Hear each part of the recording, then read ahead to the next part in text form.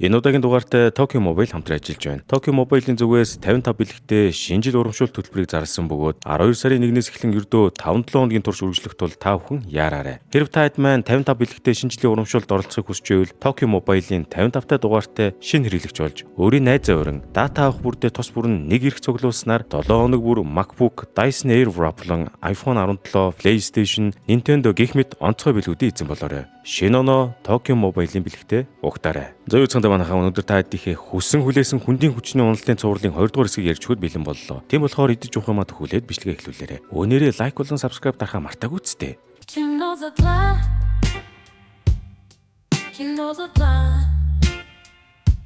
11-р анги. Ингээд цувралын манай ээлжил анги эхлэхэд Mabel хаягдж зүрх сэтгэл нь урагцсны дараа Gideon Mouchard чинь Pines-ийн гэр бүлээс өшөөгөө авна гэснээ Stan-ийн нууцлаг овоохыг булааж авах гэд янз янзын хийцэн юмнаа. Тэгэхдээ Gideon ч Stan-ыг тархитан суглаанаас худлаа мөнгө хоцсон болгож нэг гэрэмэрийн дээр гарын үсэг зурулж автал Stan юугээл тийм тэнийг юм дурдах байтэ. Ийм хүмүүний дараа үзүүлсэрэгдэхэд Dipper Mabel хоёр хөөхөн шатар тоглоо сууж байдаг ба эцэстээ Dipper ч өнөөх хождог янзаараа Mabel-ийг дахин хождог ба ард нь тавир дээр зогсож байсан зүүсч Mabel-ийг тавир дээрээс юм авдаг гэд тэглээ шүү. Тэгэхдээ Dipper босоод Mabel-ийн өмнөөс зүүсч юм авдаг гэтэл зүүсч Dipper-ийг намхан гэснээ Mabel-ийг өндөр болохоор нь авдаг гэд тэглээ. За тэгээд үүнээс олж Dipper ч тийм байх ёсгүй бид хоёр үргэлж адилхан өндөртэй байсан гэж мэгэд бөөн хэрүүл хийдэг ба нэрэл өндөр хэмжүүлэлтэл Mabel чинь Dipper-ээс 1 мм-ээр өндөр болсон байлаа. Айхтар гэж. Ингээд үүний дараа Mabel ч өөрийгөө альфа ихэр гэж мэснээ Dipper-ийг мэн шоож гардаг ба үүн чаргалсан Dipper ч Mabel-ээс өндөр болохын тулд өнөө нуус тэмдэглээ уншиж байгаад ойн цоорхоод юмсыг том жижиг болгон хөрвдөг таст байгадлаар олж мэдээд тийшээ яв. Тиймээс Dipper ч очиод нөгөө таслыг авсны дараагаар гарч идэн энэ төр дээр тавьж байгаад өөрийгөө Mabel-ээс арай өндөр болгож молгосноо зүс Mabel хоёр дээр очингуудаа өөрийгөө өндөр болсныг гайхуулж энэ төр. За тэгтэл тэр үед нь Mabel ч Dipper-т хэлж байгаа. Гэхдээ би түрүүлж өндөр болсон. Тийм болохоор би чамаас удахгүй өндөр болно гэд дахиад л Dipper-ийг нүдэж гарав. Тэгсэн үүний дараа Dipper ч дээшээ өрөөрөө гараад өөрийгөө ахиад л нөгөө гэрлээрээ өндөр болгоод байж байтал Mabel ч одоо Dipper-ийг ямар нэгэн болоод байгаа гадарлангуудаа Dipper дээр хурч ирээд бөө юм болоход нь Dipper ч нөгөө гэрлээ Mabel-д үзүүлв. Тэгж байх зуур Gideon ч ганцаараа гандан буурахгүй Stan ах дээрээ баахан Египтийн хараалтай зүгий чигнүүнийг тийм юм авчираад Stan-ыг овоохоогоо өгөхгүй бол байшинтай хамт зүгийгээр идүүлнэ хитэн. Stan ч одоо Gideon-ы барьж авсан зүгнүүдийг газар унгаж хаглуулад Gideon-ыг өөрийг нь алуулан галдлаа. Тэгж хоорондоо Dipper Mabel хоёр ч нөгөө гэрлэнээсээ болоод бөөн зодоо ноцтолтон болоод байж байхдаа гэрлээ Gideon-д алдаад өөрсдийг нь бүр жижигрүүлж хаянгуудаа Gideon-ы гарт барьцал хийж байгаа юм аа. Дааш даралзаад хоорондоо айтайхан байхгүй байсан юм аа та хоёр. Ингээд үүний дараа Gideon ч жижигхэн болсон Dipper Mabel хоёрыг гэртээ авчираад Stan руу залгаад хоёр зээ дүгийнхээ оронд овоохоогоо өг гэхэд Stan ч Gideon-ы үгэнд итгэлгүй уцаа тавьчихв. Тэгсний дараа Gideon ч бөөн ууруулж эхлээд уцаа хан руу савснаа. Дараа нь амар хорон инээж байснаа. Би зүгээр л явж очиод Stan-ыг жижигхэн болгочих юм дээр тоёроор яах юм гэд Stan руу явдаг л яах вэ? Тиймээс Gideon-ы гараад явсан байгуур Dipper Mabel хоёр ч Stan-ыг аврах гэж байхдаа бас л өндрөөс болж хэрүүл маргаан хийсэн боловч эцэст нь овоо эв найртайгаар Gideon-ы гэрээс агаарын бөмбөлг ашиглаад зогтож овоохоруугаа яарвчлан эсэд явлаа. Энгүүний араас манай хоёр ч яг амжиж очиод Gideon-ы үсэн дээр нь резен чихэр энэ шидэн Gideon-ыг саатуулж байгаад ашгүй нэг гарч идэнгээ буцаан олж авлаа. Тэгсэн яг тэр үед нь Dipper Mabel хоёр буцаа томрохдоо хэн хинээсээ өндөр байх тухай ахин хэрэлдэж байхдаа хурдлахгүй байсаар гад Gideon баригчлаа хөрхий. Яах гээл хэрэлдээд идэм тий. Ийхүү ангийн төгсгөл эхлэхэд Gideon ч яг овоохоо руу явган ороход Stan-ы малгай харагдаг ба шууд л гэрлээ тусгаа жижигрүүлээд автал. Тэр нь Stan биш. Stan-ы малгайг өмсөж зогсож байсан зүүс байж тарваа. Үүний дараа Gideon ч Dipper Mabel зүүс горыг нэг барайны шилдэнд хийчдэг ба ахин Gideon баригсныхаа дараа Dipper Mabel-ээс яагаад заавал өөрөөс нь өндөр болохыг хүсэж байгаа юм бэ гэхэд Mabel ч ингэж байгаа юм. Dipper хоёулаа ямар ч тоглоом тоглосон чи надаас дандаа илүү байдаг. Тийм болохоор би ганц ч гэсэн удаа чамаас нэг ямаараа илүү байх гэсэн юм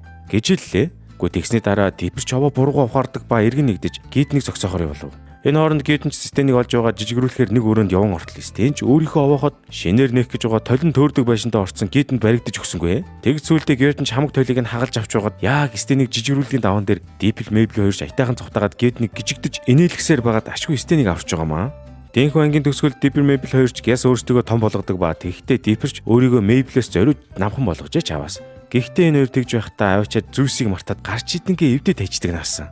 Ийхүү зурлын дараагийн эхлэхэд Stan ч Dipper Mabel болон зүүстэй хамт нэг супермаркетээр ирснэ. Summerwing гээд нэг баярт бэлдэнгээ боллоо. Тэгсэн ямар учиртай баяр вэ гэсэн чинь Gravity Falls хотынхан маань Halloween-ы баярт маш их дуртай болохоор жилдээ 2 удаа тэмдэглэж 100 тэмдэглэдгийг Summerwing гээд нэрлэлсэн юм уу хаашийн. Тэгж дэлгүүр очсныхаа дараа манай дөрвч нийлж байгаа тэр дэлгүүрийг жинхэнэ дэлбэлж хаяад Stan ч мөнгө төгрөгөө төлөхгүй баахан баярын юм хулгалаад аваад байвал яах вэ? Янзын өвөлдөө манай энэ Stan. Ингээд үүний араас Dipper Mabel хоёрч баяраар ямар дүр тувирхаа яриад сууж байтал зүс манай хоёрт хэлж байгаа. Summerwing-ийн үеэр баярын уур амьсгал муутай байвал барьж иддэг нэгэн мангасын домгийн талаар ярьж өгвөө. Тэгтэн Dipper шинээ талцснаа. Манай Mabel бит хоёрыг юу гэж идэх вэ дээ? Гэт нэг хам гардаг ба дараа нь гэртэн байсан хямдхан чихэрнүүдийг цонхоор хайж энтер. Тиймхэн үний дараа Венди ч шинхэн найз залуу Робитойгоо овоогоо дөр хурж ирээд том болсон болохоор айл хэсэг чигэр цуглуулгаа байсан. Одоо бол парти эсдэг энэ хэмээн ярихад Диппер ч Венди тогтохын тулд Мэйблийг хаяад Вендигийн үйлчлэгтэр очих боллоо доо. Яах гэж тэгдэг юм дээ Диппер минь. Энэхүү Вендитэй уулзсан дараагаар овоохоо дээр Мэйблийн шинэ найзууд болох Гренда Кенди хоёр хүрээд ирдэг ба Диппер Мэйбл хоёртой хамт чихэр цуглуулах явж итэл Диппер чинь би тэгж явахгүй энэ сонин аашцан гаргаад зүгээр л хаалгагийн тогшоод уулзах гэж байсан нэг өндөр хүнтэй муухай харилцаж марилцаад бүр алж өглөө. Тэгтэл Дипперийн муухай харилцсан тэр хүн нь явж нөгөө Зүүсийн яриадсэн хүүхэд иддэг мангас байж таардаг ба манай эдийг самур юуны сүүлчийн таравсан дэнлүү унтраахаас өмнө 500 ширхэг чигээр авчиж өгөхгүй бол барьж идэн энэ гээд амар юм ярьж гарваа. Ер нь энэ цуврал дээр тулгарч байгаа асуудлын бараг 75% нь Дипперээс болдог наасан. За үүний дараа Диппер ч аргагүй ихэнд Мэйбл, Гренда, Кенди зүүс дөрөвтэй нийлээ чихэр цуглуулахаар явдаг ба тэр үеэрээ нөгөө хувирна гэдээсэн дүрдээ орж морохгүй оцсон айлынхаа хүмүүстэй муухай харьцаж байгаад олигтой чихэр авсангүй. Тэгсэн сайн дайч биш. Орой 9 цаг болж Вендигийн үйлчлэг эхлэхээс өмнө гяс чихрээ цуглуулах гэдэг юм хачин ааш гаргаад байсан юм байна шүү дээ. Ядаж явахад нөгөө мангас чинь манай эдэг дагаад яваад байдаг ба тэр үед нь Мэйбл ч Дипперийг ятгаж байгаад костюмыг нөмсүүлэхээр болж тэр орой нийлж байгаад бүр мангар их чихрийг нь ятгах юмгүй цуглуулж чадав. Гэсэн ч сүүлд нь зовж бөөн чихэр жим цуглуулад байж байхдаа Диппер муу шаар чинь Венди Роби хоёрыг машинтайгаа гараад ирэнгүүт нь өөрийгөө жаахан хүүхд чихэр цуглуулсан гэдгээ баригдуулахгүй тул хувцаа тайлж чихрээд хоош нууж байхдаа авчиад хамаг чихрээ гол руу урсгаад тайчихлаа. Зүүс одоо зүгээр л яваад штэ. Тэгэхэд Диппер хажууд нь яах гээд идэм те.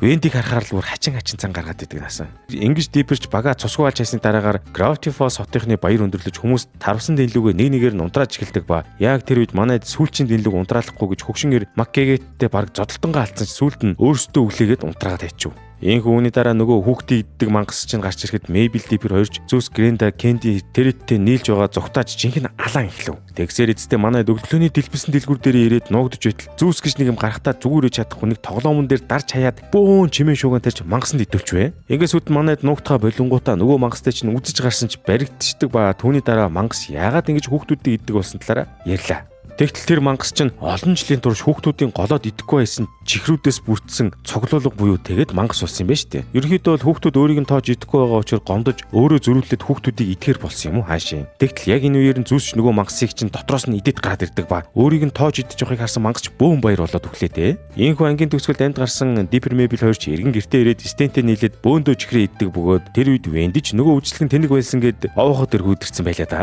Ингээд зурлын 13 дугаар анги эхлэхэд стенч овоохоо дээр баахан жуулчтай автобус дээр хүрээд ирэхэд Диппер Мэйбл Зүүс Венди дөрөв дайчилж байгаад өнөө хэдэн жуулч чинь худлаа үнэн баахан мангас цангас гэд юм үзүүлж байгаад мөнгийг нь зүгээр сэгсэрч өглөө. Ядаж байгаа тэр дунд нь хөөрхий Дипперийг өсвөр насны хүн чончиг нүг балан юм болгож хаянгуудаа чоны хувц өмсүүлээд бүжиглүүлээд мөнгө олсон ч явах шиг. Үгүй нэрээ мөнгөний төлөө юу ч хийж мэдэх хүн шүү. Ийхүү стенч хамаг юм үзүүлж дуусгачаад нөгөө жуулчтай бэлгийн дэлгүүртээ оруулаад байж байтал Мэйбл кассан дээр байхдаа нэг хүнд үнгүй машины гүбэрний наалт өгсөн биш. Стен тэрийг нь харчаад хүнд үнгүй юм өгөөдөө яаж мөнгө олох юм бэ гэд үгж өглөө. Тэгтэн ч Мэйбл авах хатагаа хүнд баярлаа гууж өгнө гэж хэлснээр алдах юм байхгүй энэ тэргээд хурган мэтгэлж гардаг ба ингэснээр эцэст нь манай идэж бөөндөө овоохоо дөрөө байдаг нууцлаг овоохоо гэсэн самбарыг саагаар өнгөрлөхөр дээвэрлөө хөөгдөж байгаа маа. За тийхүү дээвэр дээр очиж самбарыг саагаар бүрж байх зуур манай идэж нийлээд стенийг бүр газар дор ортол муулж байдаг ба Мэйбл сүлдээ авах хатагаа ярилцгаар доош буунгаа стентэй мөрөцгөр болж өөрийнхөө аргаар овоохоо өдөрдвөл ахаасаа илүү мөнгө олж чадна гэдэг дээр барилаа та. Тэгтэн стенч зөрүүдлээд амралтанд явсан ч Мэйблээс ч илүү мөнгө олж чадна гэдэг дээр гар барив. Тэгсээр эцэст нь Мэйбл чадахгүй бол бүтэн зуны турш азгүй амтан гэсэн бичгтээ футбол хөмсгөр болж Стен ялагдвал Мэйблийн зохиосон уучлалт ухтууг дуулж үжилэхээр боллоо доо газар байна гэж. Ингээд үүний дараа Стенч Мэйбл 72 цаг өгөө тэр хооронд намархаар явлаа гэсэн боловч мөнгө хождог зурагтай нэмрүүлэг дээр очсон ч явах шиг үтгэхгүй нэрээ. За энхүү Мэйбл ч овоохог өдөрлөж игсний дараагаар овоохог өстө гаруунд нь гаргаж Зүүс Диппер Венди гуравтай ч Стенээс илүү зөөлөн харьцаж эхэллээ. Ингэхдээ Мэйбл ч одоо Дипперт хэлээд Дипперт хандан ойгоос хүмүүст үзүүлэх шидийн амтан авчрахыг даалгаж Зүүсийг өөрийг нь яриад байсан асуултын тэмдэгтэй хувцыг өмсүүлээд хүмүүсээс асуулт асууж явахыг Вендиг харин найзуудыгаа дэлгүүр дотор авчирч болох зөвшөөрлөг өгөв. Тэгсэн яасан гэж эгэндээ Мэйблийн удирдлагын дор овоогайгүй мөнгө олж ирсэн сүүлдээ манай чинь хэлж үглэх хүн байхгүй болохоор Диппер ч олж авчирсан мангасаараа хүмүүс галзууруулж хаяад Зүүч нөгөө хувцас өмсөд хүмүүсээс асуулт асуух гэсэн биш айлгаж хаяад баахан хүмүүс зодуулаад Вендич найзуудтайгаа овоогоо өсө дэлбэлж өглөө шүү. Ядаж явахад тех болгонд нь Мэйбл ч хүмүүсийг аргахдах гэж хамаг мөнгө тараасаар байгаад дуусав. Гэсэн ч хамгийн сүүлд нь Мэйбл нөгөө мангастаа чөлөө өгч байна гэдэг сул тавиад явуултал Дипперийн олж ирсэн мангас ч одоо торноосоо гарч ирээд хамаг амьтдыг нь түүвэж гардаг ба явахгүй овоохоо дотор шүнжэнгөө суучдаг наасан. Тэгсэр сүүлдээ нөгөө мангас чинь Мэйблийг арай гэж болсон хідэн цаасыг нь идээд эхлэхэд Мэйбл ч зогсоох гэж байхдаа арай л нүдрүү нь хараад галзуурчдаг ба Дипперч гарч ирэн нөгөө мангас руу чинь толь тусгаж яваад мангасыг хөөж явуулав. Үүний дараа Мэйбл ч яг Стен шиг Зүүс Венди Диппер энтрийг зад загнаж хаяад овоохоогоо эргэн хөл дээр нь босгодог ба Дипперч Стен шиг хуцлаад овоохоогоо хүмүүст үзүүлээд овоо мөнгө хөрөхтэй боллоо шүү.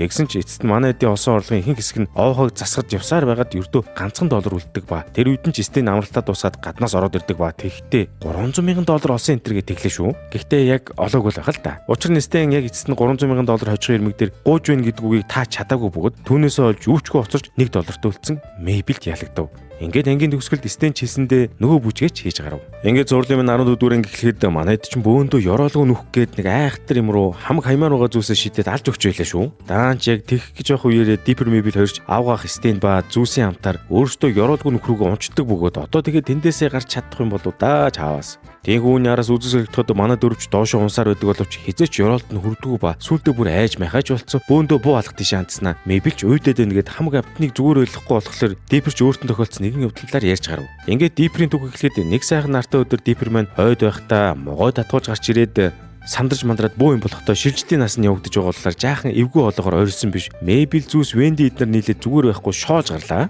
Тийм түүний дараа Диперч бөөн уур болоод хотын гудамжаар явж байхдаа хоолойныхоо тухай гомдоод явж байтал уртаас нөгөө амар хөвшингэр Маккегээд гарч ирснээр Диперийн ярьж байгаа юмыг сонсонгуудаа хоолой өөрчлөлтөг шингэн уулга аялаа шүү.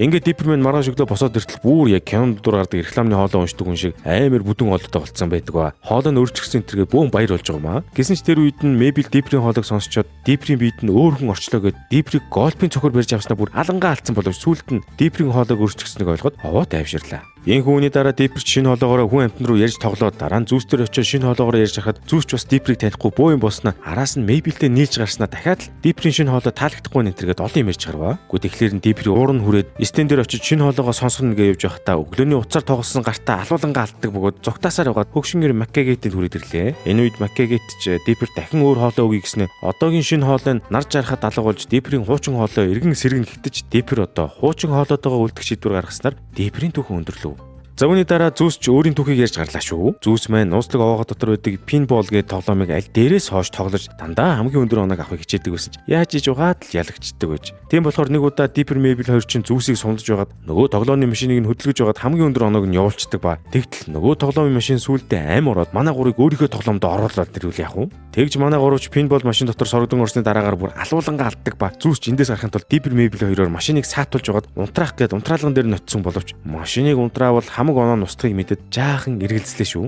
Тэгтэл яг тэр үед өнөө машин чинь Дипер Мэйбил хоёрыг залих гээд хамаг амьсгаагаараа сорч эхэлдэг ба Зүүс ч одоо Дипер Мэйбил хоёрыг машины ам руу орохоос өмнө машиныг унтрааж тэр хоёрыг аварсан гэж. Ийхүү Дипер Зүүс хоёрын түүхийг сонссны дараа Стений ааш гинт хөдлөөд өөрийгөө хөл бөмбөгийн тэмцээнд ялсан тухай балаа түүхийг яриад эхэлдэг ба. Тэгтэн ч Мэйбил зөрүүдлээд өөрийнхөө түүхийг ярьж эхлэв. Энэ анги дээр манайд бөөндөө ёроолгүй нүх рүү унтахаас өмнө Мэйбил нэгэн удаа Стений хитрхи их худлаа яриад харна Диперийн тэмдэглэлийг уншиж байгаад бүх хүнинг нь яриулдаг алтан хиймэлчүүдний талаар олж уншижээ. Ингээд нөгөө шүдээ олж авсан дараагаар Мэйбил шүдийг нь Стений ам руу итэл Стен маргаашнаас нь эхлээд бүр бүх сансан болгоно чөлөөтэй ярьдаг ба сүүлдээ бүр хамаг үйлцэн гэмт хэрэгүүдэд цагдаад ярих гэж байхад нь Мэйбил ч одоо Стенийг аврахын тулд өөрөө худлаа ярин Стений амнаас нөгөө шүдийг нь суглан авсан байна. Тэгсээр үүний дараа Мэйбил ч нөгөө шүдийг нь дахин хинтж өгөхгүйгээд ёроолгүй нүх рүү авдарч хойжилж байгаад шидсэн боловч өөрсдөө тийшээс үлдээ унтсан байгаа шүү дээ. Ингээд ангийн төгсгөл болоход манай эд ч явн явсаар эцэст нь ёроолгүй нүхний ёроолт нэртэл буцаад нүхний амсараасаа гараад ирвэл яах вэ? Тэгээ тэр нүхэнд байхад ямар ч цаг хугацаа өнгөрөөгүй үйл яах вэ? Арай өөр зэрэгэлдээ ертөнцид хүрээд ирсэн юм биш үсттэй. Ямар ч тач ангийн минь үйл явдал ингээд төгсдөг ба. Стен ч сүлдээ салгалаад нөгөө нүг рүүгээ дахиад унаад наачлаа. Бүтэхгүй юм аа. Ийхүү дараагийн эхлэхэд Gravity Falls хот нэгэн өдөр бүр амар халдаг ба манайд ч бөөндөө овоогоо дотроо бараг шалтан нүцгэн хөвтөж байлаа. За халуун зөнгөснөөс та хэдтэй удахгүй шинэ он гарах гэж байгаатай холбогдуулан нэгэн сонирхолтой мэдээг дуулгая. Сон Шопоос өдөр бүр бэлэгтээ Сон Клаус анги зарласан байна шүү. Сон Клаус урамшуулд оролцохын тулд та бүхэн Сон аппликейшнаас тэг болон сонгодог зээлийн үйлчлэгийг ашиглан худалдан авалт хийгээд аздан болох боломжтой өгөөд та бүхнийг сагсан бөмбөгийн дээдлийг үзэх эрхийн бичиг болон Goku Gym-ийн 1 сарын эрх ба Номингоос 200,000 төгрөгийн худалдан авалт хийх эрх, Monbit дэлгүүрийн 500,000 төгрөгийн эрх, улсын их дэлгүүрээс 150,000 төгрөгийн худалдан авалт хийх эрхийн бичиг гэх мэт олон янзын өвөрмөц гой бэлгүүд та бүхнийг хүлээж байна. Тийм учраас та хэд маань 12 дугаар сарын 29-нд дуусахаас өмнө урамшуулдаа оролцоорой. Хамгийн азтай хэрэглэгч урамшууллын сүүлийн өдөр Monbit дэлгүүрээс 1,500,000 төгрөгийн өвлийн эдс авах эрх хожих юм байна шүү. Та хэд маань худалдан авалт хийх гэж байгаа бол Сон Shop-оор аваад аздан болоорой. Тэгтэл яг тэр үед над зулж радиогоор Gravity Falls хотод шинээр усан сан нэгдсэн тухай зарлалтал Дипер Мэйбил Стен Зүүс дөрвч уугаантаас болоод бөөндөө тийшээ гүйлээ шүү. Ингээд үүний дараагийн үзэг зорилгоход манай дөрвч эцэст нэг усан сан дээр ирдэг ба Мэйбил ч ирэнгүүтээ усан сан дотор байгаа нэг Мексик бандыг хараад дахиад л дурлаад бөө юм болдог насан. Харин Дипер болохоор Вендиг усан сангийн аврагч хийж байгааг хараад хамт байхын тулд ажилд орох морхон болоо явчваа. Үүний дараа үзэг зорилгоход Мэйбил ч нөгөө Мексик банд дээр очтол тэр бандыг нь Мермандо гэдэг бөгөөд Мэйбилтэй уг нь амар гоё баймаар байгаа ч гэсэн маш том нууцтай гэж мэгэд Мэйбилийг тоосонгүй. Тэр хооронд Дипер ч усан санд ажил орохын тулд усан сангийн дарагтай нь очиод дуустал нөгөө гар нь бүр үнэн Шизото гар өдөгч Диперийг ажил авлаа. За тэр зур Стен ч усан сан дотор айтайхан сандал олоо суух гэсэн чинь гид муу бацаан гарч ирэнгүүтээ Стентэй бөөн хэрүүлж гарлаа. Энэ хоёр чи айгүй том борцтой л доо. Ингээд ангийн үйл явдал голдоо очиход Мэйбл ч нөгөө Мермондо дээр очиод шасаар байгаа түүхийг нь яриулж гартал Мермондо ч Мексикийн булангаас баахан загасчдад санаандгүй баригдаад ирсэн лусын залуу байсан юм ээжээ.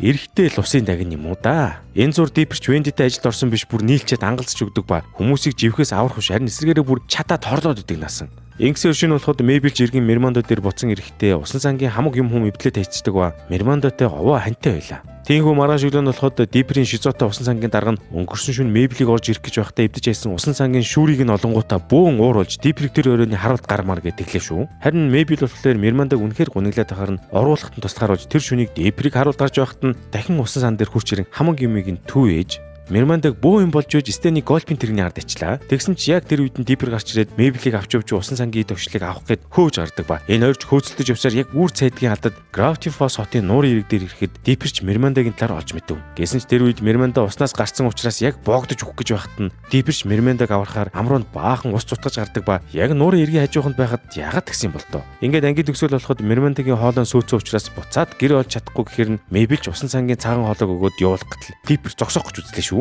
Тэгтэн Мэйблч Диперийг ятгаж байгаад Мермондодоо цагаан хоолойг нөгөөд явуулдаг ба түүнийхээ дараа Мермондотой үнсэлцэж бүр алж өгч байгаа юм чинь. Харин Диперийн хувьд болохоор урд чүн Мэйблийн тарьсан хөргөөс болж ажлаасаа халагддаг бөгөөд тэрэндээ жаахан удрах гээд байж байсан ч Вендиг ажлаасаа халагдсан гэдгийг мэдээд бөөн баяр хөөр боллоо. Ингээд зурлын 16 дугаар ангиллэхэд Дипер Мэйбл хоёр ч өрөөндөө хөөхөн гольф тоглоод байж байлаа шүү. Тэгтэл яг үүний дараа Мэйблийн хамгийн сайн хоёр найзууд болох Грэнда Кенди хоёр орж ирээд Мэйблтэй хамт цуг хонхоор болдог ба Дипер ч энэ гурвын хажууд унтаж чаддгүй хөөрхий. Тийм болохоор Дипер сүулдэ аргаа аваад унтахын тулд гадаа гараа твтэж байтал гинт ханаас ч юм бэ цөөвөрч нь хурж ирээд Дипер хөлийг зуугаад явдаг ба. Тэр үед Дипер ч эргээд өрөөрөөгөө орохгүй цонхоргоо артал Мэйбл ч хоёр найзуудтайгаа жинхэнэ алж өгч байгаа юм чинь.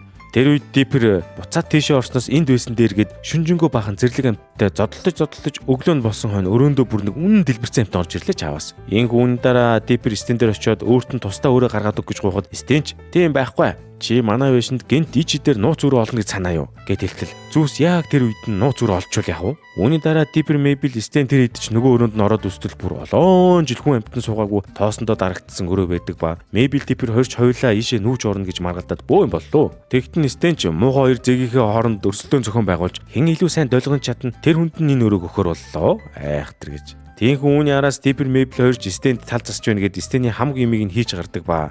Тэгж өдөржингөө Стений хар бор ажлыг хийж дуусангуудаа Диперч нөгөө өрөөнд дотроо орж ирээд хевсэн дээр нь хөлөө хүртэл амар цахилгаанжаад эхэллээ шүү. Гэхдээ тэгтэл яг үүний дараа Мэйбл Дипертэй хэрүүл хийж орж ирэхдээ бас цахилгаанжаа сүүлд нь манай хоёр баахан цахилгаанжсныхаа дараа бие биедээ хүртэл биеийн солигдоод ачлаа бацрана гэж. За үүний дараа Дипер Мэйблийн биед Мэйбл Диперийн бид орчдөг бөгөөд энэ хоёр чинь шууд Стен дээр явж очингуудаа зориуд дургууг нь хөргөж байгаад өөрсөндөө өрөөг нь өгүүлэх гээд бас бөө юм болж байгаа юм чинь. Яахлаараа ингэж их хэрэлддэг юм дээ энэ хоёр.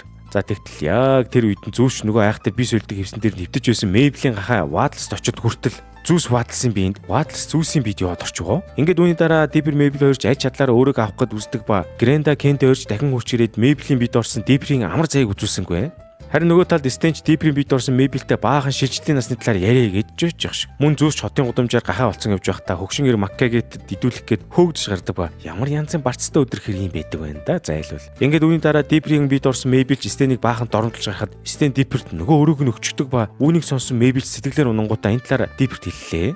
Тэр үед өрөөг авахар болсон Диперч бөөн баяр болоод Мэйблтэй буцаад бие солих хитэн Мэйбл үгүй гэж цутаачдаг ба. Ингэж байхдаа манай хоёр чинь Грэнда Кенди хоёртой бас бие сольж аваад амар болж байгаа маа. Ёо. Тэгсээр энэ сүлдээ бүр заваарч энэ хэд дээр хотын хоёр цагта хөгшин гэр Маккэ гээд гахаа болсон Зүс гээд баахан хүмүүс нэмэгдэж бөөн бие солигдолж явсаар эцэст нь Дипер Мэйбл хоёрч бие эргэн олж авлаа. Ийхүү бүх зүйл эцэст нь зүгээр болсны дараа Дипер нөгөө өрөөндөө ороод унтах гэсэн боловч нойр нь үрдэггүй ба эргээд Мэйбл дээр очин эвдрээд унтаад өгдөг хөрхий. Харин тэр хооронд Зүс ч эргэн биедээ орчоод байж байхдаа Вадлс өөрийнх нь биед байхдаа эмэгтэй хүнд гэрлэх санал энэ төр тавьсан болохыг нь олж мэдээд бөөн шок болж байгаа юм чинь. Яаж санал тавихаараа тэгж тавьсан юм бол доо. Гэхдээ нэг худлаг эцэст нь хаягддаг нас. Ингээд үүний дараагийн анги хэлэхэд Диперман Ане Краш Вендитигээ нийлчээд авгах Стенийг шоолж молоод ангалцж өгч байлаа шүү. Тэгсэн тэр үеэр Мэйблч хурч ирээд өөрийнхөө шүтж явдаг хамтлаг буюу бой бэнд нь Gravity Falls хотод тоглолтоо хийх гэж байгаа талаар хэлээд бөөн баяр болоостой. Тэгээд тэрийг бас Грэнда Кенди хоёртой хамт цуг үзэж байна гэж шүү. Үүний араас үзэг сэлгдөхөд Робич орж ирээд Вендиг дагуулад гарах гэтэл Венди чинь бараг л Робитэй хэрэлдэж гардаг ба. Түүнийг хаалганы цаанаас Диппер сонсоо зогсож байх шиг. Тэгсээр эцэстээ Венди ч уурлаад Робид хэлж байгаа. Хоёулаа ер нь ингэж байхаар сасан дээр баха гэдэлтэл. Диппер мэн тэрэг сонсчод бүр учиргүйх баярлж Вадлсыг тэрвэрч аваад яг үнсч мүнсэд бүр алж өгч байна. Гэсэн ч яг тэр үед нь Роби Венди зориулсан нэг сонь дуу тоглуулснаа Вендиг баг ховстож хаяад эргээд эвлэрчүүл яах вэ? За Gravity Force баг зүгээр юм гэж байдаг нь асан. Үүний дараа Дипперч Робиг ямар хийч хард домын шид ашигласныг мэдхээр дуутай дискийг нь аваад үлддэг бол Мэйбэлч Гренда Кенди хоёр дээрээ нөгөө хамтлагийнхаа тоглолтын дээр очтол хамаг билетэн дууссан байна. Тэгтэл тэр зуур Дипперч Робигийн дискийн учрыг олох гээд явж байхдаа аавгах Стэндээ хамаг учрыг нь хэлтэл Стэнч 1970-аад онд өөрийнхөө сайн байсан охиныг хэрхэн нэг хипи нөхөр талцсан талаараа ярьж гарлаа. Энэ хооронд Мэйбэл найзуудтайгаа нөгөө концерт руугаа арын алгаар яваад ортол яг үнэндээ Мэйблийн шүтж явдаг нөгөө хүүхдийн хамтлаганд баахан клонууд байдаг бөгөөд мөнгөтэй хүмүүсийн боол юм уу хаашийн. За үүний дараа Мэйбэлч найзуудтайгаа нийлж байгаад энэ хэдэн клон хүүхдийн хамтлагийн нөхдүүдийг сулдаг ба дагуулад бүр гэртээ аваад ирлээ шүү. Ийхүү Мэйбэлч крашдаг хүүхдийн хамтлагаа гэртээ авчирсны дараагаар Стэнээс амар нууж муугаад Кенди Гренди хоёртой хамт цуг янзтай их цагийг өнгөрүүлдэг ба тэр зураа бас хэрхэн хүн шиг амьдрах талаар заагастай. Гэвч Мэйбэл сүлдээ нөгөө клон хүүгүүдээ Гренда Кенди хоёроос харамдж оруулаад эхлүүл яах вэ?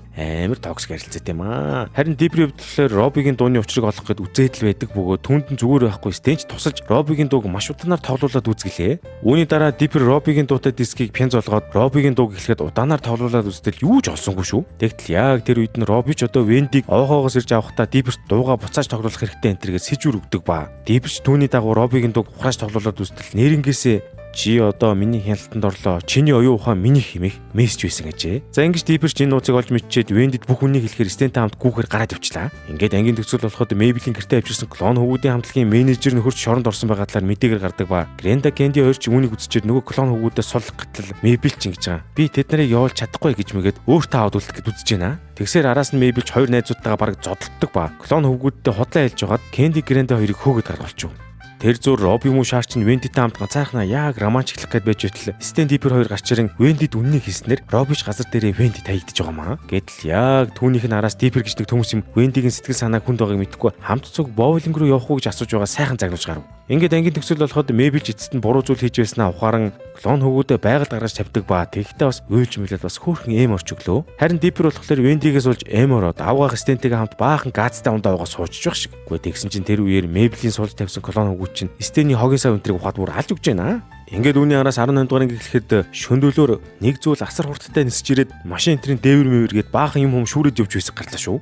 Түүний дараа үзэсгэлэнхэд ээлж нэгэн зуны өдөр Стэнч хідэн жуучдынхаа мөнгийг сэгсэрхээр явсан хойгоор Мэйбэлч тэжээвэр тоорой Вадлстайгаа гэр орноо жинхэнэ дэлбэлж өгдөг бөгөөд Стэнийг байхгүй байх үеэр нь алж өглөө. Гэхдээ тэгсэр үүний дараа Стэнч иргэн гэртээ ирэхдээ Мэйблийн тоорой Вадлыг бүр муухайд үздэг ба наадгаа яах гээд дотор байлгаад байгаа юм бэ? Гаргаж 50 энтер гээд үглээд байдаг насан. Тэр зур Дипперч ангийн ихэнд болсон учир бүтүүлэг үйл явдлын нууцыг тайлахаар зүүстэй хамт ойд өгөөж тавихтаа зургийг нь дарж чадлаа шүү. Айхтар хөвгтөлтэй. Тэгсэр үүний дараагийн хэсэг эхлэхэд Мэйбэлч зургатаар жаахан хүүхэд үрдэг өрөвч хараад тэрийг Вадлист авч өгөхөөр гараад явдаг ба Дипперч нөгөө учир нь олдохгүй зүйлийн зургийг яг угаагаад дүрсийг нь буулгаад өжитл зүүс орж ирэн гэрэл тусгаж хаяад Диппер одоо зурагчгүй юу ч болж хоцорлоо хөрхий. Тэр зур Стэнч одоо Вадлсын ажилтан саадууллаа гэд муухай хад үзэж гадаа гаргаад тавьтал нөгөө нэг хурдны юм нисэж ирээд Вадлсыг шүүрээд аваад явж байгаа. Тэгсэн Вадлсыг шүүрч авсан тэр зүйл нь яг үнэндээ нисдэг үлэг гүрүүл байж таарлаа бадзаргана гэж. За тиймхүү Стэнч Вадлсыг алдсан шокноосоо гараагүй байж байтал Мэйбэлч иргэн хурч ирээд Вадлст юу тохиолдсон талаар асууж харахад Стэнч одоо зээдээ худлаа ярьж өглөө. Тэгж ярихдаа Стэн өөрийгөө Вадлсыг айгүй гоё арчлаад байж байхад нь гаднаас гэнт нөгөө үлэг гүрүүлч нь орж ирээд Вадлсыг авч явах гэд үтсэн.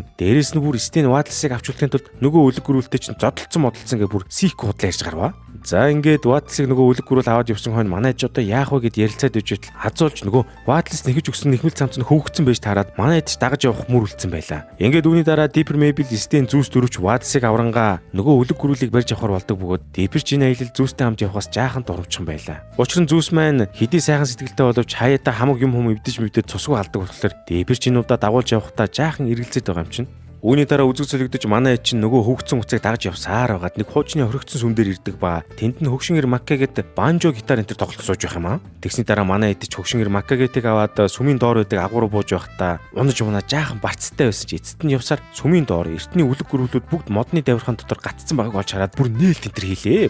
Тэгэхээр нөгөө нисдэг үлэг гөрүүл чинь эндээс гарч явсан байж таарлаа да. Ийхүү жинхэнэ нээлтээсний дараа Стэнч энэ газрыг жуулчдад нээгээд бөө мөнгө төгрөг олж болох нэгэд баахан баярлж байхдаа Вадлсыг гадаа гаргаж тавьсан талаараа ам алчдаг ба түүнээс нь олж Мэйбэлч Стэнтэй юм дуурхаа боллоо. Тэгтэл ядаж байхад яг энэ үеэр зүүсч вадлсыг мөсгөж явсан хөвгцэн уцыг татаж хаяад бас дэнлүүгөө унгааж хагалж харахад нь дипперч зүүс рүү уурлаж дандаа хамаг юм алж хайдаг гэж зүүсийг загнаж эцэстээ энэ хоёр чинь бас зүгээр байхгүй хэрэлдээд буу юм боллоо. Тэгсэн нэг мэдсэн чинь нөгөө нисдэг үлэг гөрүүл чинь манай хэд дээр хүрээд ирдэг ба хөөж явж байхдаа аваачаад өөрийнхөө үүрэн дээр дагуулад ирлээ шүү. Тэгтэн тэр үед нь вадлс ч аз олж тэнд байж байдаг бөгөөд манай эдчгээс вадлсыг аваад гарах гэж байтал нөгөө нисдэг үлэг гөрүүл чинь буцанг хурж ирээд стенч вадлстай хамт агуур унаж манай эдч одоо нисдэг үлэг гөрүүлийнхээ үүрэн дотор түүжигдсэн байгаамаа. Ядаж явахад тэр үеэрээ хөгшин макагээд ч үлэг гөрүүлийн ангаахад идүүлчдэг наасан. Ингээд үүнээс хойш хэсэг хугацаа өнгөрөхөд стенч эхлээд вадлс дургүй хөвөрөөсөн сүултээ мебелийн төлөө вадлсыг ардаа үрээд нөгөө үлэг гөрүүлтэй чинь жигнэсээ зодлоод эхлүүл яах вэ? Энэ зур үүрэнд гацсан зүүс дипер мебель гуравч нөгөө үлэг гөрүүлийн ангаахнаас аятайхан цухтаадаг бөгөөд тэр үеэрээ стен вадлсыг үрцэн нөгөө гөрөлтөй чинь зодтолцсон хурч ирүүл яах вэ? Ингээд үүний дараа манайд ч буцан агуун амсар дээр ирэхэд зүүс тэнд байсан халуун арчааны гараараа цохиж ориглуулсныхаа дараа дээш гарч ирэн өөрсдөө амжилттай авч байгаамаа. Үүний дараа вадлс мебель стен гуравч овоо учир зүгөө олон эвлэртэлж зүүс дипер хоёрч найрамдан хөгшингэр макка гэж нөгөө идүүлсэн үлэг гөрүүлийн ангаахыг дотроос нь ицээр хагаад гараад ирдэг нас. Ингээд үүний араас цуурлын 19 дугаар анги эхлэхэд манай эд чинь бөөндөө нэгэн бороотой өвдөж зургатаа үзээд байж байтал нөгөө Гидеон чинь зургатаар гарахтаа нууцлаг овоохог нураагаад оронд нь өөрийнхөө өмийг барин нэтрэгээд соль орцсон явж байна. Тэгсэн яг тэр үед нь Стений офисоос чимээ гарахаар нь Стен ч яваад очтол Гиден дурагч нь бүр дөрвээрээ Стений овоохог эзэмшдэг гэрчлэгийг нь хулгайлах гэж зогсож байгаа юм чинь. Гэсэн ч Гиден Стений гэрчлэгийг авч чадалгүй хөөгдөд гардаг ба гарч ирэнгүүтээ Гиден ч Дипринг шиг 2 дугаартай тэмдэглэлээ гаргаж ирээд өөр арга хэрэглэн нэтрэгээ болоо явлаа шүү. Яах гээд байгаа харж харвэ. Энэ хүмүүний араас үзэг зөвлөгдөхөд гэр орных нь хамаг бүр хар ажлыг Стен Дипрээр хийлгээд байгаа болохоор манай Дипер ч гэсэн Стен яагаад ингэж байдаг юм болоо гэсэн хямарсан сууж байлаа шүү. Тэр зур Гиден ч тэмдэглэлээсээ нэг айхтар чөтгөр гэхүү мангас гэхүү нэг зүйлийн талаар олж уншичаад тэрийгээ бүр өөр дээрээ дуудаад аваад ирвэл яах вэ? Гидений дуудсан тэр зүйл бол Will Cyper гэх хоёр хэмжээст бит бөгөөд энэ орчлон ертөнцийн болдог бүхий л зүйлсийг мэддэг амтан гиндэ базар байна гэж. Үүний дараа Гиден ч одоо Биллээс Стений оюун санаанд ороод Сепнийхин кодыг олоод өгөөч хэмээн гоход би ч одоо Гидений хүслийг биелүүлэхээр болдог ба оронд нь өөрийнхөө хүссэн зүйлийг Гиденээр хэлэхээр болов. Гэхдээ тэрийг хэлсэнгүй. Ингээд үүний дараа Гиден биелийг дуудахыг санаандгүйгээр хараа зогсож исэн Мебель зүүс хоёрч гэс гэртээ явж ороод юу болсон талаар Диперт хэлэхэд Дипер ч өөрийнхөө тэмдэглэлийг гаргаж ирээд биелийг хэн болох талаар уншлаа шүү. Тэгсэн түүн дээр нь биелийг ямар ч хамаагүй үнээр дуудаж хизээч болохгүй гэж бичсэн байдаг ба араас нь Мебель тэмдэглэл дээрээс биел эзэмдүүлсэн оюун санаа руу явн орох шившлэг олж Стений оюун санаа руу явн орохор болов. Тинхэн үүний дараа үзэг солигдоход Дипер Мебель зүүс гуравч Стений оюун ухаан руу явн ордог ба тэндээс биелтэй тааралдахад цаатах нь Стений нөгөө нэг Сепнийхээ кодо оруулж байгаа дурсамжийг хайж байгаа талаараа ярьснаа алга болоод өгөө. Ингээд манай гуравч биелээс Стений кодо хийж буй дурсамжийг нь төрүүлж болохоор шийддэг ба Стений оюун ухаан доторх нууцлаг овоохор руу явн ороход тэр дотор нь Стений янз янзын дурсамжууд байгаа юм чинь. Тэгтэл яг тэр үед нь Диперч явж байхдаа аваачаад Стен өөртөө дургу байгаа талаар хэлж байгаа дурсамжийг нь харцдаг ба түүнээсээ олж ав гахтаа муухай гомдлоо хөрхий. Тинхүү түүний дараа Диприйг тэгж байх зур Мебель зүүстэй бас Стений оюун санаанд биелийн бүтээж өгсөн мөрөөдлийнхөө хүүгүүдийн хамтар нөгөө Сепнийхээ кодыг хайгаад яваад байдаг ба тэгж эцэст нэг юм хэвсэн дор байсан нууц шүүгийг онгойлготол дотор нь байж таарлаа шүү. За ингэж ашгүй Стений Сепний кодтой дурсамжийг манай төрүүлж очиод зүүсч одоо тэрийг нь аваад ивдэх гэж байтал манай гурав дээр бас нэгэн ахаад өөр зүс хүрээд ирдэг ба түрүүнээс хойш Мебельтэй хамт цугийн үдээс нь хурчин яг үндэ зүсээ хувилгасан биел байжээ. Тинхүү үүний дараа манай эдэж Стений дурсамжийг биел алдангуудаа Гидены гарт Стений Сепний кодыг нь өгөхгүй гэсэндээ Мебель цаашаа унгаан яхад биелч одоо Гидентэй хийсэн тохирцоонд хүрч чадхааргүй болж бөөн уур болоод зүс Мебель болон Мебелийн мөрөөдлийн хөнгүүдийг алан тал нь болов. Энэ зур Диперч Стенд гомдоод явж явах зур ахин өөрийг нь муу хэлдэг дурсамж дээр очтол Стен яг үндэ Диперийг хүчтэй байж хатуучтай болог гэд тэгж хатуу хандаж байсан тухай Дипер тэр дурсамжаас нь олж сонсов. Гэхдээ тэгээ болоогүй Дипер чинь түүний дараа Стений дурсамжийн хувилбараас оюун ухаан дотор нь юу ч хамаагүй хийж болох юм байна гэдгийг олж мэдээд Мебель зүүс хоёр туслахаар яваад өглөө. Тэр үеэр нь Бийл зүүс Мебель хоёрын хамт муухай хар дарсан зүудийг нь биелүүлж манай хоёрыг жинхэнэ тамлаад байж байдаг ба яг тэр үед нь ашгүй Диперч гарч ирээд Мебель зүүс хоёртой толгой дотор төсөөлсөн бүх зүйлийг хийж болох тухай хэлсэн дараа манай эдч нийлж байгаад Бийлийг дийлж эцэст нэг Стений толгоогоос хөөж гаргалаа та. Гэсэн ч Бийл яг гарах үедээ Дипер Мебель тэр хэдийг маш ойроос ажиллаж байгаа шүү хэмээн хэлдэг бөгөөд эцэст нь манай гуравч Стенийг аваад эргэн бод ертөнцөдөө хүрээд иртэл Гиден шууд Стений Сепийг дэлбэлж аянгуудаа Стений нууцлаг овоохон гэрчлэг аваад явж байгаа юм да. За тийхүү үүний араас Gravity Falls сурлын маань нэгдүгээр бүлгийн төсгөлийн анги гэхэд манай хэд овоохоогоо Гиден далцсан дараагаар Зүүсийн гэрт ирээд Зүүсийн эмээтэй хамт цуг амьдрахаар болдог ба яг тэр үеэр Гиден ч дахин зурагтаар гарахдаа Стений нууцлаг овоохоог нураач хаяад оронд нь өөрийнхөө Гиден ланд энтрийг барина гэж мэгэд балааг нь авч өгч байгаа маа. Тэгсээр маргааш чөлөө нь болоход Дипер Мебель зүүс Стен дөрөвч овоохоогоо эргүүлэн авахаар Гиден дээр иргэн очингуудаа Стен ч олон түмэнд Гиденийг хүчээр овоохоог нь булаан авсан хэмээн хэлсэн боловч хүмүүс Стенд итгээгүйд бол манай дөрөвч нууцлаг овоохоосоо хөөгдөж явж байгаа маа. Тиймээс үүний араас нууцлал солигдож орой болоход нууцлаг овоохойг булан авсан Геодн ч аавда яагаад энэ газрыг авах гэж ингээдлээ зүтгэсэн талаараа ярьж гарлаа шүү. Тэгсэн явж Геодн яг үнэндээ Стенээс өшөө авах гэсэндээ бас өөрт нөгөө 2 дугаартай тэмдэглэлийн 1 дугаартай бит тэмдэглэл нь нууцлаг овоохон ойролцоогоог олж мэдчихэд авах гэж Стентэй алдсан болж таарав. Гэхдээ Аз болж Геодн одоогоор Дипперт 3 дугаартай тэмдэглэл байгааг мэдээгүй юм шиг байна. За энэ зур Стен ч ор хоронгүй ямар ч орлогогүй болсон тул Диппер Мейбл 2 дээр хурч ирээд Калифорни дахь гэрлүүнд буцаана гэхэд нь Диппер Мейбл 2 ч буцахгүй тулд ямар ч хамаагүй аргаар Геодноос ахыхаа овоохойг авахар болов. Ингээд маргааш нь болмогц Диппер тэмдэглэлээ уншингаа Геодны эсрэг ашиглах ямар нэгэн зүйл хайж байхдаа нөгөө цувралын ихэнд гардаг жижигхэн одоочуудыг ашиглаад Гедеоныг дарж авахар боллоо шүү. Тэгэхдээ хэрв одоо нар Гедеоноос гэрчлэг аваадаг бол одоо нарын ахлагчид Гедеоныг ихнэр болгон өхөр очлоо шүү базар байна гэж. Үүний дараа Гедеон ч овоохон ойролцоогоос яг 1 дугаартай тэмдэглэлээ хайгаад байж зураа Диппер Мейбл 2 ч одоо хүмүүстэйгээ хурч ирээд Геодныг бараг тарж авангаа алдсан ч Геодн ч одоо нохон шүгэл ашиглаж байгаад одоо нарыг дийлж Диппер Мейбл 2-ын төлөвлөгөөч нурлаа.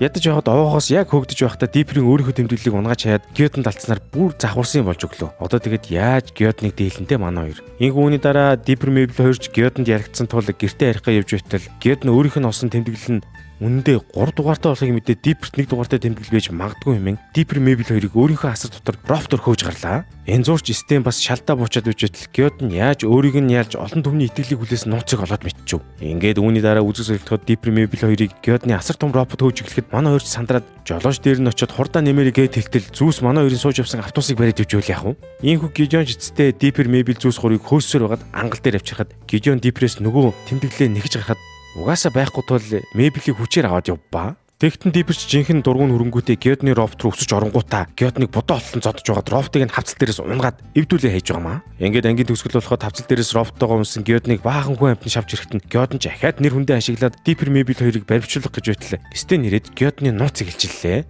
Тэгтэл тэр нь юу байсан бэ гэхээр Геодн өөрийнхөө зурагтай пингэр Gravity-Force хотын иргэдийг бараг цаг үргэж тагнаж ирсэн бөгөөд ингэж хамаг нууцыг нь олж мэдчихэд итгэлийг нь олж авсан юм байна штэ. Үүний дараа Gravity-Force хотынхон ч Геодныг баривчлан шоронд хийж Стен Диппер Мейбл Зүүс 4 иргэн овоохоогоо олж аван гэртээ харж бүх зүйл хэвэндээ орлоо. Тиймээс ангийн төгсгөлд Диппер Мейбл 2 ярилцаж байгаад Стенийг дуудаж тэмдэглэлийнхээ талаар хэлж хайхад Стен тэрийг нь зүгээр л инээдэн манайдан болгож аваад яваад өглөө. Гэсэн ч яг ангийн төгсгөлд Стен цувралынх нь гардаг шиг овоохон ундааны машины ардах нууц хаалгаар явж оронгуудаа овоохон доор байдаг нууц баастай хурч ирээд өөртөө исэн 1 дугаартай тэмдэглэлтэй хам Диппер болон Гедеоны 2 тэмдэглэлийг нийлүүлж тавилаа шүү. Тэгэхээр Стенд 1 дугаарт байсан болж таарах нэ. Үүний дараа Стен ч нөгөө тэмдэглэлүүдийг нийлүүлж байгаад компьютер шиг юм дээр мэдээлэл оруулаад нэг нь төхөөрөмж хасаадаг ба нэгдүгээр бүлэг маань ингэж аль биесээр төгслөө. Ингээ та бүхэн удахгүй дараагийн хэсгээ хүлээж ивэл лайк болон subscribe тарах мартуузай. Удахгүй болзъя.